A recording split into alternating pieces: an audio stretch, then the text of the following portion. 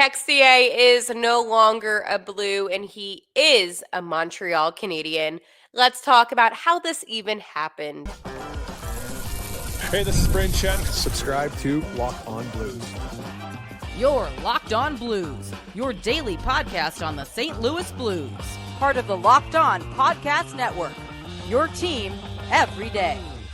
And welcome back to Locked On Blues. I am your host of Locked On Blues, Haley Taylor Simon, talking to you all things about our St. Louis Blues here on the Locked On Podcast Network, your team every day. Today on Locked On Blues, I'm going to talk to you about the fact that Texier is no longer a Blue, and he is indeed a Montreal Canadian. I'm going to tell you what happened, all the information that we know, and what this means for the Blues. I also want to talk about the fact that Logan Mailloux was recalled from Springfield, and Logan himself spoke about what being sent down, did for him. So we're going to talk about that. Finally, I'm going to be playing for you an interview that I conducted with Stefen Rosner, who is a beat reporter for NHL.com, who covers the New York Islanders. So we're going to be talking about that 2-1 Blues win over the Long Island team, who had a stellar road trip, but just could not get the job done against the Blues, and the Blues took it to their advantage. So we have a lot to get to on today's episode of Locked On Blues, and just to give you a little bit of a week ahead, I have a really exciting guest who spoke to Dvorsky. He's also from Slovakia, and it's going to be such a great conversation. So that's going to be coming up this week, so we get a little bit of more insightful information about Dvorsky and how he feels the season is going for him. So again, something to look forward to. I want to let you know that today's episode is brought to you by FanDuel. Download the FanDuel app now by visiting FanDuel.com and win $300 in bonus bets if your first $5 bet wins. It is Monday, November 24th, and I'm sure many of you, if you're seeing the headlines for this podcast and are kind of saying to yourself, what happened to Texier? Well, over the weekend, Texier's contract with the St. Louis Blues was terminated after he was placed on unconditional waivers. Texier, a free agent, signed a 1-year, $1 million contract with the Montreal Canadiens, and he left the Blues essentially to pursue more NHL opportunities, which kind of was him wanting to get more minutes on the ice, and I don't think he was necessarily so happy with how he was doing with the Blues organization. This was a really interesting move. I actually just saw Texier when he was in Philadelphia, and this took me by surprise just because for me at least, I didn't think that he was going to leave. However, at the end of the day, right, it's NHL that you're pursuing. And he was willing to sign with less money so he could get opportunity. And you have to respect that out of the end of the day. You know, if he signed, right, in a sense, with Montreal in hopes of playing more minutes, I think he's going to achieve that. I do. I think that if he were to be sent down to the AHL while he'd be making the 2.1, it wouldn't make sense for him if that's not what he wants.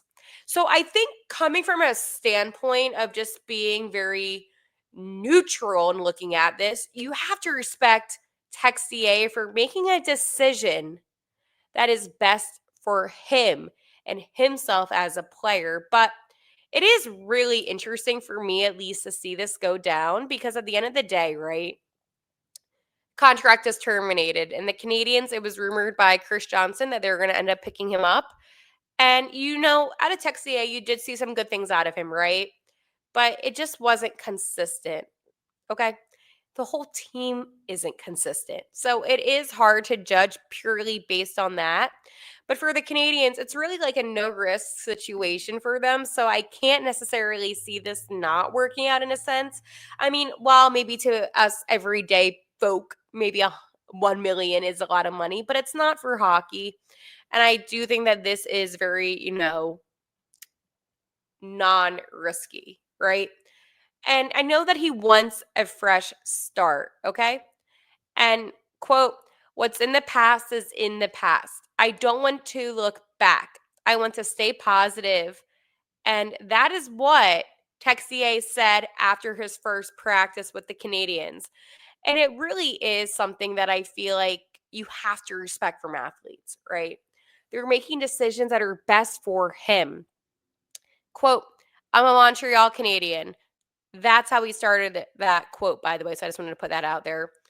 And he continued on, the most important thing is me. And I'm playing the game I love. Now I'm here and I get the chance to do that. And Texier, I have to tell you, like, he has not been on the ice since November 6th, and that was the game at Buffalo. So it has been a big chunk of time since he's been on the ice. And while he was assigned to Springfield last Friday, he refused to report. And that's why he was placed on those unconditional waivers, terminating his contract and becoming a UFA.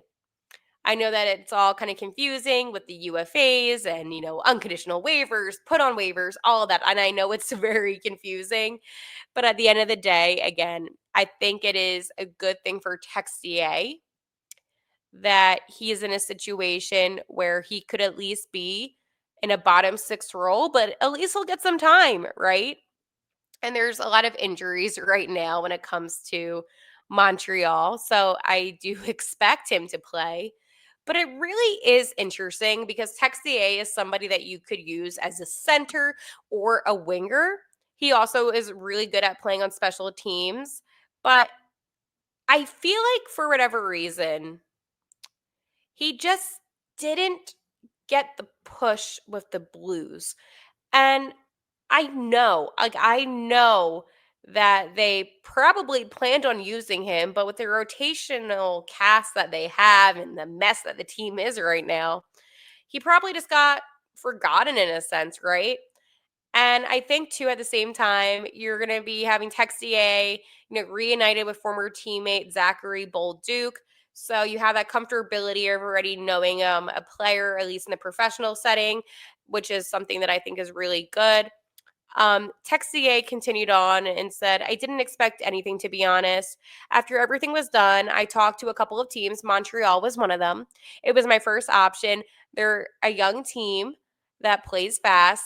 It was the excitement I got from this. I've just got to wait for my chance. I'll be ready. I'm feeling good, fresh. My legs are good. I know they play hard. Obviously, I'm anxious to play. I feel like it's been a while. I'm here to play hockey. That's what I do for a living. I'm excited. It's good that everything happens so quickly. That's what you want as a player. You don't want to wait 4 days at home doing nothing. Get right to practice and hit the road. I think it might be a good thing that I'm not, quote, in Montreal to start. It's way different. Just the media and everything. I got to get used to that and stay positive no matter what. And I just want to kind of comment on that specifically. The media in Canada in general, it's like a whole different ball game. In St. Louis, it's not as big, but in Canada, like I am telling you, like it is mad. Like it's madness. Like it's a whole different atmosphere. So for those that are like, oh, well, you had media in St. Louis, it is nothing like how the media is with the Canadian teams and even the bigger market teams, like even the New York Rangers, who the Blues played tonight. Just different teams have a lot of high intense media presence. So I think that is something that is totally fair and totally valid for him to say. I also agree with the fact that, hey, it's good for him that he got picked up relatively quickly, considering, and, he already had practice and he's going to get going. But I think for him, he took a gamble on himself and it's right now working out. I hope it does. I don't wish bad for any players, by the way. If they're no longer on this team, I'm never going to wish bad on anybody. But again, it's a risk that he took to get an opportunity for himself. And he wasn't getting it in St. Louis. So at the end of the day, do I think this was a bad thing that happened for the Blues? Not really, because it wasn't like he was doing anything too crazy here. But do I think that this is a good thing for him? Absolutely. So there's no hard feelings on my end. I don't look at this and say, well, not having Texier, now this team's in trouble. I'm not saying that because I think the Blues are just well, they're the Blues and they're not playing good hockey right now, but I don't think that this is going to make anything worse, right? So again, Texier is now a Montreal Canadian. I will update you on if anything else happens from that, but right now that's all the information that I currently have about that situation.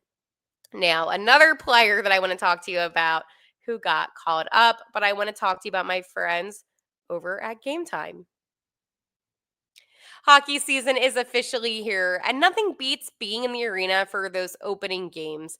But let's be real, getting tickets can be a total headache between waiting in queues, surprise fees, and prices that jump right before checkout. It's easy to get frustrated when all you want to do is cheer on your team. That's where Game Time comes in. The app that gives fans the advantage. It's your ultimate life hack for scoring amazing NHL tickets fast, easy, and stress free. I personally like using Game Time because I love the fact that I can see exactly where my seats are going to be by just looking at the screen and being able to scan it myself. I also like the fact that Game Time has no surprise fees at checkout, so I know exactly what I'm going to be paying for. Also, their zone deals are a game changer. You pick the section and Game Time picks the seats and you save big. Take the guesswork out of buying NHL tickets with Game Time. Download the Game Time app, create an account, and use code LOCKEDONNHL for $20 off your first purchase. Terms apply. That's code LOCKEDONNHL for $20 off. Swipe, tap, ticket, go. In other news for the Blues, it was Logan Mayhew who was called up again after being sent down to Springfield. I know that we briefly touched on this, my friends, but for me, I just found this really fascinating because I still don't believe it was enough time for Logan. And while I understand that during his time with the Thunderbirds, he did score those 2 goals in the 5 appearances, I would have liked to see him at least stay maybe a month or more longer than this. But at the end of the day, I understand too, for the Blues' sake, they traded for this guy. They have an interesting defense, to say the least, a defense that maybe isn't playing the best. And this is a situation that the Blues found themselves in. So while I get it, do I think that this was the appropriate move now? I don't, unfortunately. But again, I do always cheer on the younger players and I want them to succeed. So I do think that we're going to be seeing him tonight as he is projected to be in the lineup. So again, you have to really just, hope for the best. Jeremy Rutherford, who I did meet, by the way, who is such a fantastic reporter, he has a quote from Logan Mayhew, and I'm going to read exactly what the quote is. So this is Mayhew on the pressure of the trade. And again, my friends, I want to remind you, he's talking about the trade that was for him in exchange for Zachary Bolduc to the Canadiens. So, quote, I feel like I'm still kind of hard on myself.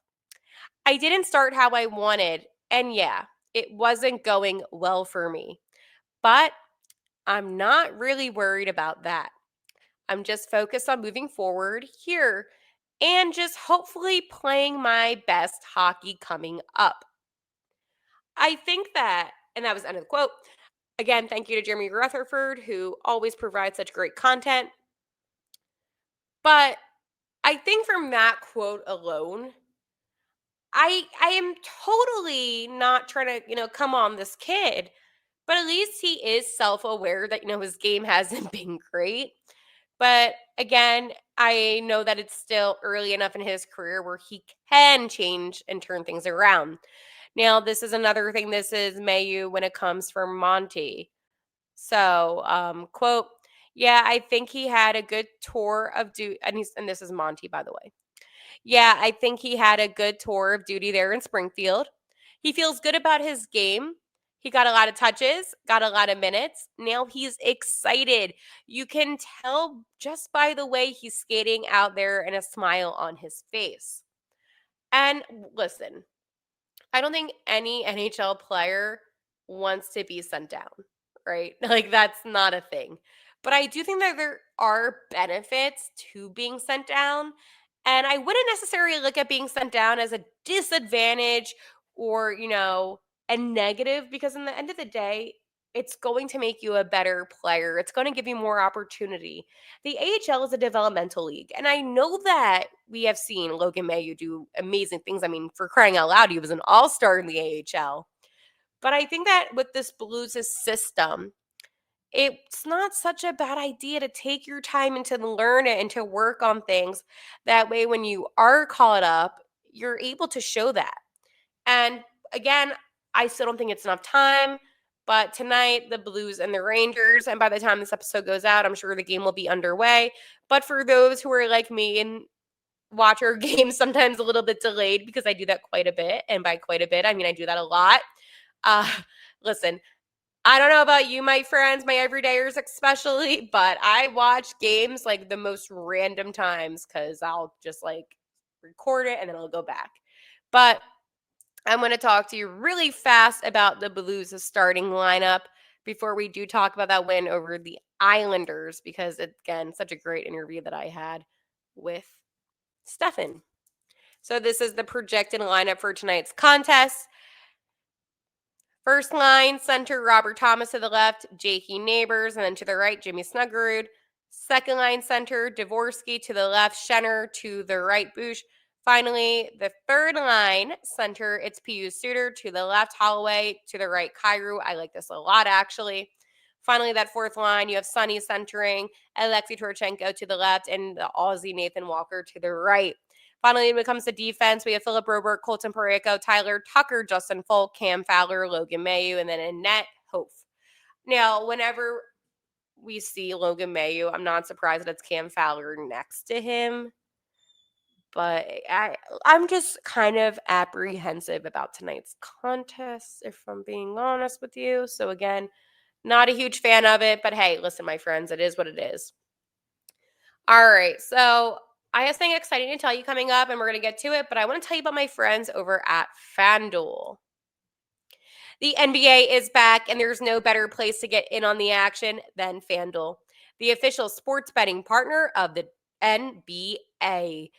Even if you miss the start of the game or want to ride the hot hand, FanDuel has live bets on everything from who will score next to fourth quarter comebacks. Plus, you can even combine your live bets into a same-game parlay for a shot at a bigger payout. It keeps every game exciting, especially when your team's making that late push. Right now, FanDuel is giving new customers $300 in bonus bets when your first $5 bet wins. So head to FanDuel.com to sign up and play your game with FanDuel, the official sports betting partner of the NBA. In case you missed it yesterday, I should say, I spoke with Stefen Rosner, who is a beat reporter for the New York Islanders for NHL.com, and we had a really good conversation about the Blues' 2-1 victory over the New York team that's really on a hot hand. And I want to play this for you full because I know I don't do episodes on Sunday, so I posted this separately, but I wanted to include it in today's episode just because it was such a great 2-1 victory for the Blues. So without further ado, here is my conversation with Stefen Rosner. As you can see, it is Islanders beat reporter for NHL.com. You can follow his work there. It is Stefen Rosner. Stefen, welcome to the show. And thank you so much for being able to break down what you saw yesterday in the Blues' 2-1 victory over the Islanders.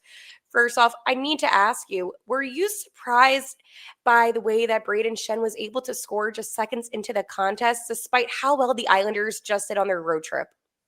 Yeah, I mean, I wasn't shocked to see the Blues have their legs. I think after a long road trip, it's kind of, you see it as a trap game, if you will. And the Blues have been playing a lot better hockey, maybe weren't getting the results, but I was impressed with that whole rush. I mean, the Islanders get caught early, but that pass Dvorsky made to Buchnevich, then fired over to Schenn. That's a perfect shot. I know that line, Schenn's been struggling to score. Buchnevich talked about it post-game.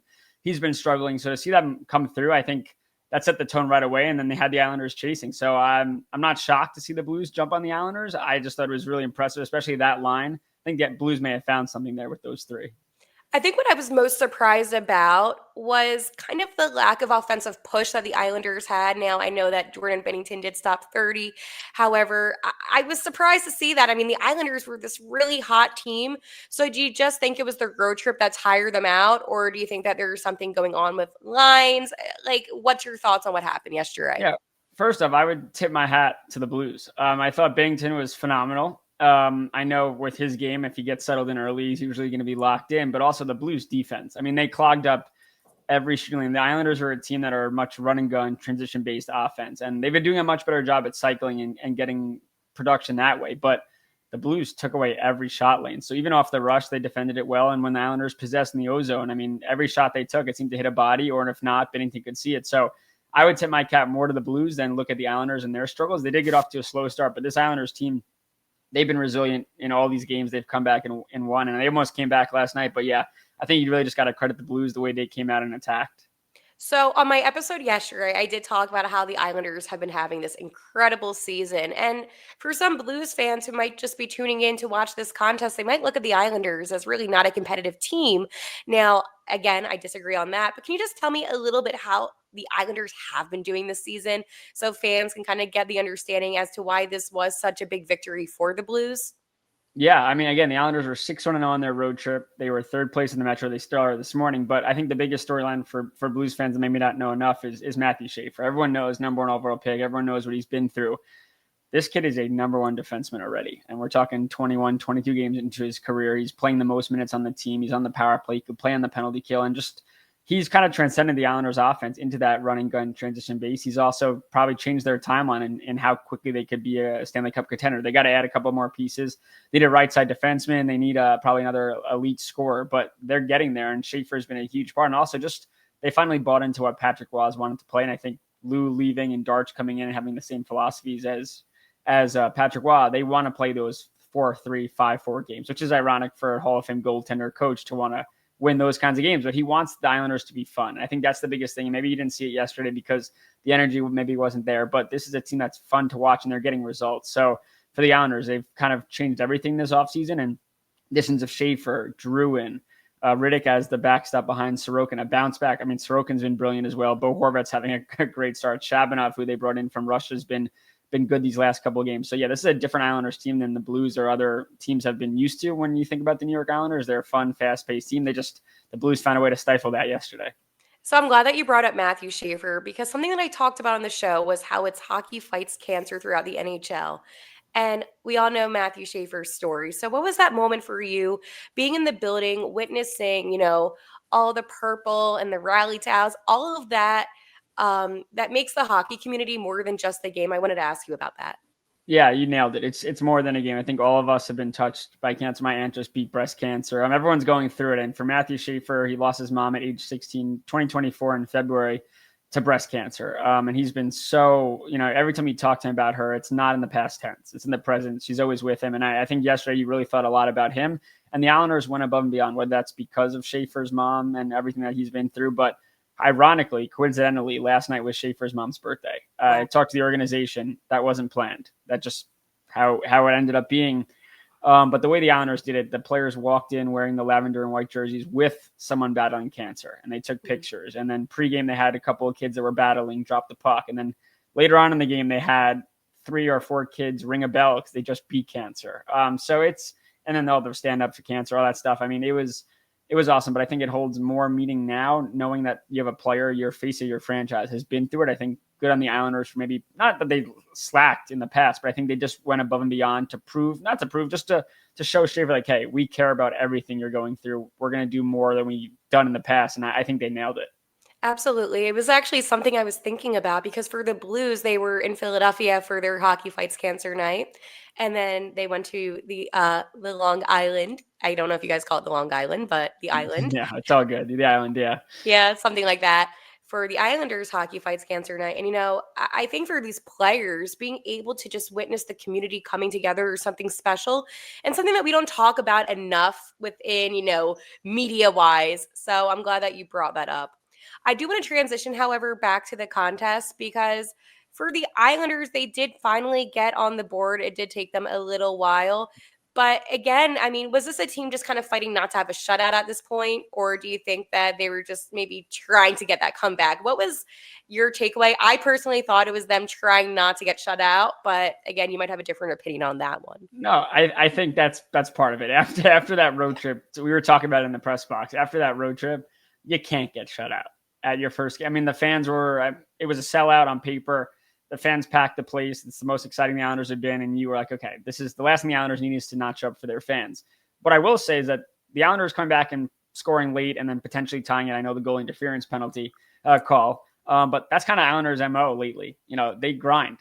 They find ways. So I think, yeah, they didn't want to get shut up, but also, I mean, they weren't producing at 5-on-5. Their power play struggled. They've really produced at 6-on-5 a lot. Or it's looked more dangerous. So I think that was just the Islanders, and that was their biggest chance to score was the 6-on-5. So they found a way to get that goal there. So yeah, I think Islanders don't want to get shut out, but also like it wouldn't have been shocked. You know, Islanders win that game or go to overtime and get a point. That's kind of how the Islanders have been. So it's kind of their MO, and especially on home ice where it's been a battle for them to get points.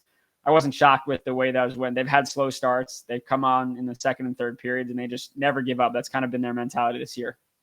Awesome. And the next time the Blues and Islanders will face will be March 10th. I believe that is a couple of days after the trade deadline. So it's going to be a pivotal time in the NHL considering. So, Stefen, where do you see the Islanders March 10th? I mean, I know this is a big loaded question, but I mean, right now, this is one of the hottest teams in the NHL.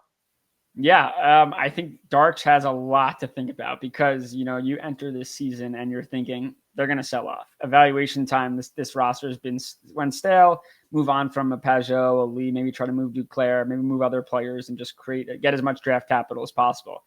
However, you have a team that can maybe not, I mean, I don't think they're Stanley Cup contenders, but you don't really have to be a contender to win.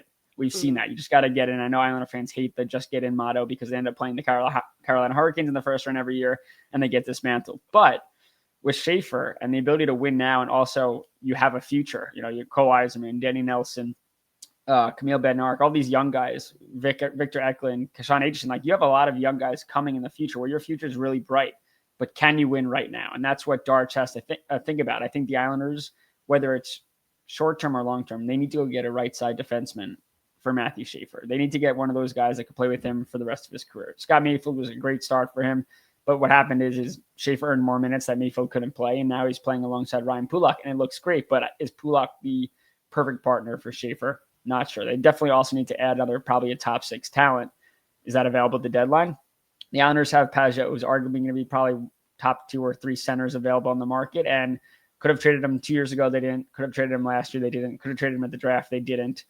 My belief right now is they're going to get, you know, teams are going to be calling. Teams have always been calling. The question is that's a huge loss if you trade him. He leads the NHL in the faceoff dot on a team that's usually top in the league in faceoffs. He kills penalties. He's a shutdown third line center. You kind of need that to win in the playoffs. So that's what Darch has to weigh. Do I trade these guys that have the value and get as much back as possible, or do I try to win in the playoffs? And if I try to win in the playoffs, I need these guys. So there's a lot of time between now and then, but I would probably say lean towards the Islanders selling and looking more towards the future. And if they get into the playoffs, great. But this is Darch's chance to show the NHL that, you know, I'm not worried too much about the future. I want to win right now. And I wouldn't be shocked if he pulled off some blockbuster move in his first trade deadline as a GM. Wow, this is going to be a game to watch because, again, folks, it's going to be only a couple of days after the trade deadline. And considering what Stefen just said about what he thinks the Islanders might do, there might be a lot of eyes watching this contest. For the Blues, I don't see this being a playoff team, so it's going to be kind of the same crew, maybe a little bit less because I do believe they're going to make some trades. But again, Stefen, I hope to check in with you around March 10th so we can talk about the final contest between the St. Louis Blues and the New York Islanders of the 2025-26 season. Again, Stefen, can you please let the fans know where they can find you and all of your great work that you do? Yeah, I appreciate it. You can follow me on Twitter, X, whatever they call it now. It's Stefen_Rosner, STEFEN_ROSNER. The Hockey News Islanders site, I do something called the El Monsters, which is a Monday through Friday weekly newsletter, theelmonsters.com, and you can find me at NHL.com. Awesome. Thank you so much again to Stefen Rosner, who is a beat reporter who covers the New York Islanders for NHL.com and so many other websites. Again, thank you, Stefen, for coming on today's show. No problem. So we just heard from Stefen, and I thought that was some really interesting tidbits that he said, most notably about how he thinks the Islanders might sell at the deadline. If I were the Islanders right now, and if I were a team that's having all this success, I would want to push through the playoffs.